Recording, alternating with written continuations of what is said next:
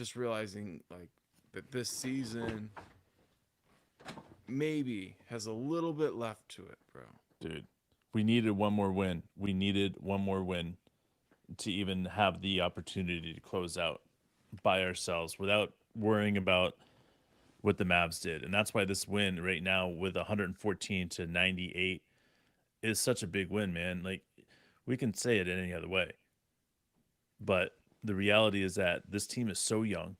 This team has a very bright future, but one of the hardest things to do for a young team is learning how to win games. And we just watched this team not just win it from the starters because Shea had an off night.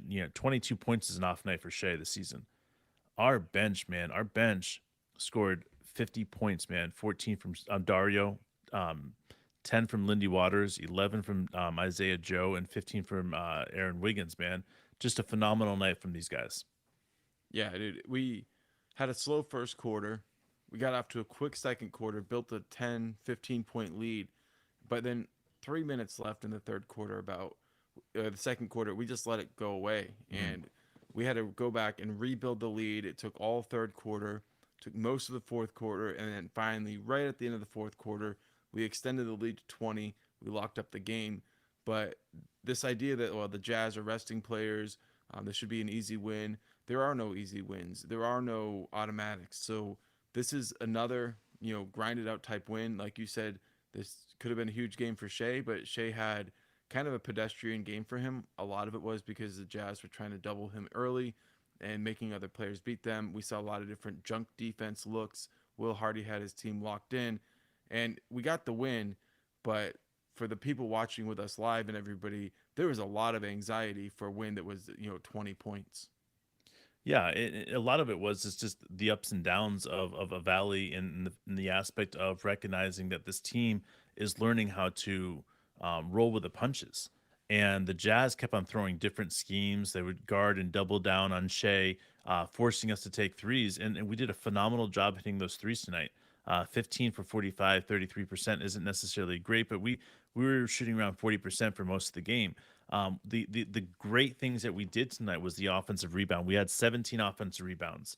Tonight also was the 70th game of the season that we have had less turnovers than our opponent. Why that is so spectacular is that makes us a top three team or even a top four team of all time, to be able to have less turnovers, or 70 less turnovers than our opponents, which I think the record is probably 74, 75. So the fact that we're close to that close to the record really just, is a great indication of what this team is doing, taking care of the ball. And we had 12 turnovers tonight. It wasn't that great, but I feel like a lot of the turnovers were just like mental collapses, getting down the lane. People are getting fingers on the ball, and the ball will go out of balance. So this is not an attack on any of the young players, but I felt like Josh did a really great job at taking that full frontal load, as you would say, of carrying everybody. 17 points, 3 steals tonight. Just a phenomenal job on the defensive side. 8 assists and 8 rebounds. Just a truly spectacular night for him.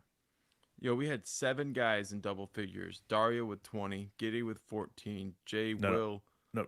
Dario with 14. I'm looking. I'm sorry, dude. I was You're sitting here good. reading off the plus minus like an idiot, No, guys. you're good, dude. My apologies, to everybody. But it doesn't change it, bro. All right, 14 for Dario, 17 for Giddy, 22 for SGA. Jay Will, I'm sorry, J Dub had I don't know, bro. I'm misreading this, but Jay Will had 9, so he almost had 10. Yeah, Aaron Wiggins 15, Isaiah Joe 11, Jay Will 11, and Wall. So we had depth of yeah, scoring, and that was really nice to see. On top of that, when Coach shortened the rotation, we saw 9 players play most of the game until the cleanup minutes. And within that, we saw high contributions from each guy. sure. On top of that, we saw charges being drawn by so many different guys. You go down the bench, you look at Waters, you look at Joe, you look at Dort. They're all out there drawing charges.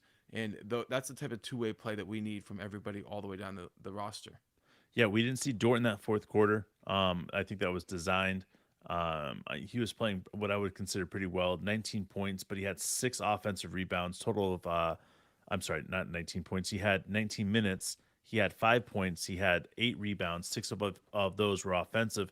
he was just playing at a really great level. So for me, watching Dort continue at this level, it wasn't necessarily his night for shooting, but that's not necessarily what Dort's game is he does all the little things. He got a couple charges going around screens. So he's just playing really, really well right now. And I'm glad that they're resting him because he wasn't going to play tonight and he was a last second add on. So once I felt like we got it under control, Dort came and sat on the bench.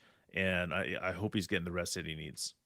Yeah, we all need to at this point just sit back and kind of watch what happens with the Mavericks.